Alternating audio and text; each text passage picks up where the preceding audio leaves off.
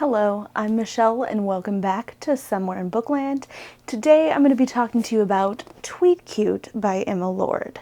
First off, can we appreciate how cute this cover is? I'm a sucker for the illustrated covers and I'm very glad it's like in trend right now. It is by far my favorite thing. So I am part of the blog tour for Tweet Cute, and when I first got the email from Wednesday Books asking me if I wanted to be a part of this blog tour, I took one look at the synopsis of this book and I agreed so quickly that it's not even funny because this book just sounded so adorable. Now, this book follows two main characters, Pepper and Jack. Now, both Pepper and Jack attend the same school, and Pepper is an overachiever there. She pushes herself to be perfect in basically everything she does, and she tries as hard as she can not to let her family down in any way possible. Now, her family owns Big League Burger, which is a major food chain. Think Wendy's or Burger King-esque food chain. And part of the whole not letting her family down kind of includes helping run her family's Twitter account for their brand. Because her mom wants the Twitter account to be full of snarkiness. Once again, think like Wendy's Twitter account is. And Pepper, the snarkiness just comes super easy to her. Her mom wants to capitalize on that for their Twitter account. Because the person they have running their social media account currently, not the best at the snark. Now, Jack is kind of the anti-Pepper. He's not an overachiever. In fact, he kind of feels like he's always one step behind his twin brother and feels like he's always being compared to him. The only thing he feels like he has a definite edge over his twin brother on is developing apps. Now, his family also owns a kind of deli restaurant diner thing, but his family's restaurant isn't like this huge corporation. It's just, small family-run business, just one restaurant, and they all help out. But it's not necessarily doing the best at the moment. Now, he would love to help out with the social media for his family's business, but his parents are kind of like anti-social media and kind of put the kibosh on it. And so since they put the kibosh on it, he doesn't go against them and he stays basically more or less away from it until one day, Big League Burger decides to announce some new grilled cheese sandwiches. And it turns out that one of the grilled cheese sandwiches is eerily similar to his family's restaurant grilled cheese sandwich, and it even has the same exact name. And he can't stand for that. That is not going to fly in his book. So he responds to their announcement on Twitter with a somewhat shady Twitter message. Pepper obviously responds, and pretty soon both Pepper and Jack are embroiled in the Twitter war to end all Twitter wars. And it all started with the simple grilled cheese sandwich. Now, meanwhile, while that's going on, one of Jack's apps is kind of going wild at school. It's called Weasel and is kind of like a place where everybody can talk to each other anonymously. And the principal of his school is not down with the app, does not want it around, does not want people using it, and is mad at the person who created it. But the thing is, nobody knows who created the app. Not even the girl that Jack's been talking to and falling for. And yeah, that's a basic summary of what this book's about. It is super cute, super adorable. Going into this book, I was anticipating a really cute YA contemporary novel. I mean, with a name like Tweet Cute, an obvious play off of the romantic Meet Cute, I don't know how I could expect anything but that. Thankfully, I was not let down in any way. I loved this book so much. I read it in one sitting. I could not put it down at all. I was just so enthralled with this book. Now, the cute contemporary romance aspect may have originally drawn me to this book, but it was definitely the snark and the humor of both the main characters that wouldn't let me put it down. I felt like the main characters, Jack and Pepper, are both so well fleshed out, and honestly, I really love the fact that this book is written from a dual perspective. I know some people don't like dual perspectives, but generally, for the most part, I tend to enjoy them because then you get a glimpse inside both characters' heads.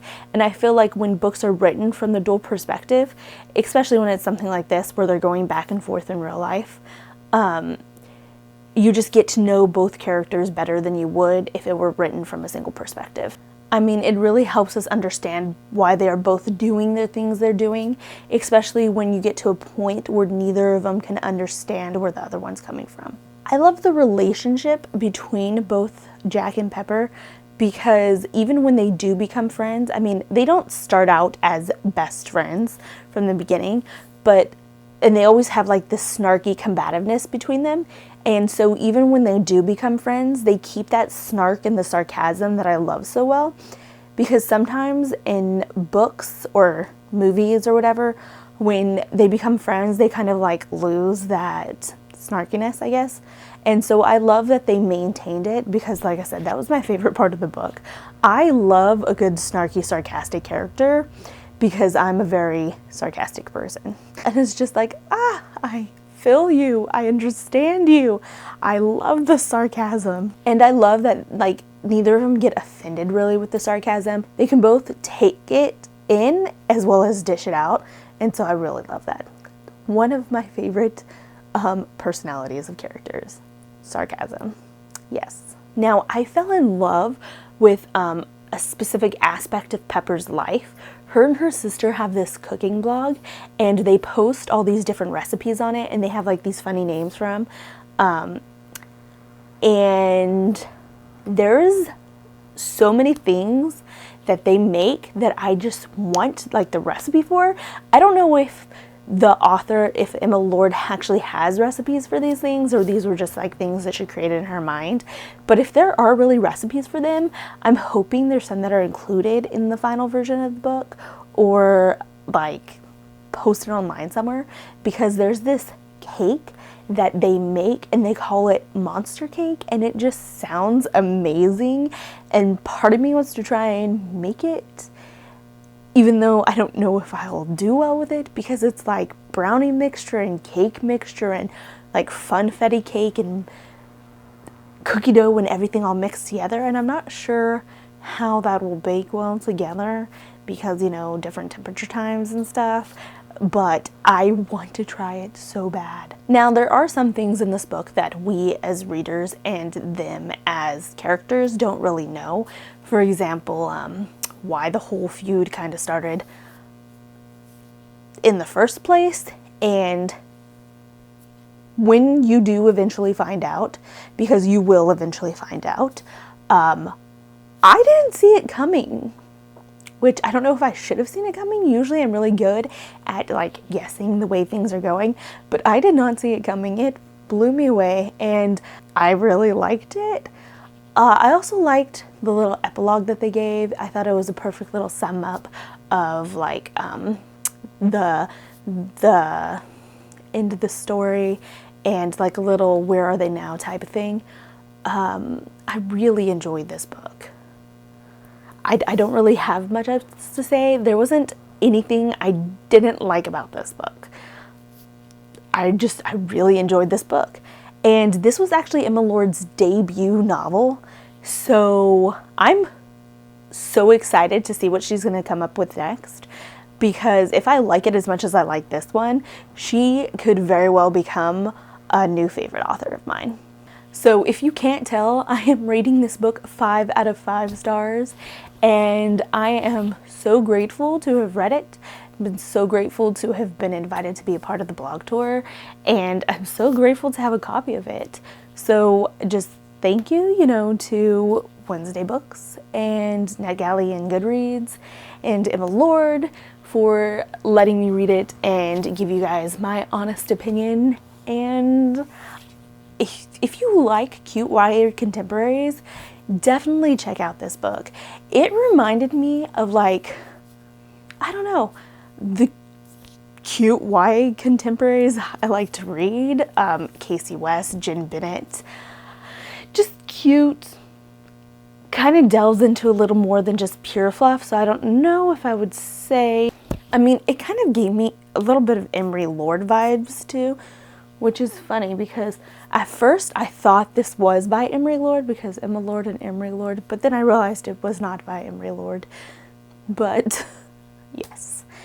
So once again, I'm Michelle. This was Somewhere in Bookland. And if you liked this review, I would definitely suggest picking up a copy of this book or checking it out from your library, because I advocate library use as a library employee. You can always check it out from the library. Put it on hold. It comes out on the 21st of this month. And so you can put it on hold at the library, put the ebook on hold, or physical book, or you can purchase it. I will leave a link to purchase it from Amazon and Book Depository down below. That is all I have to say about this. If you think that this is a book that you might be interested in reading, let me know down below if you do end up picking it up, and so I can have somebody to talk about the amazingness of this book with, or if you end up not liking it, we can talk about that too.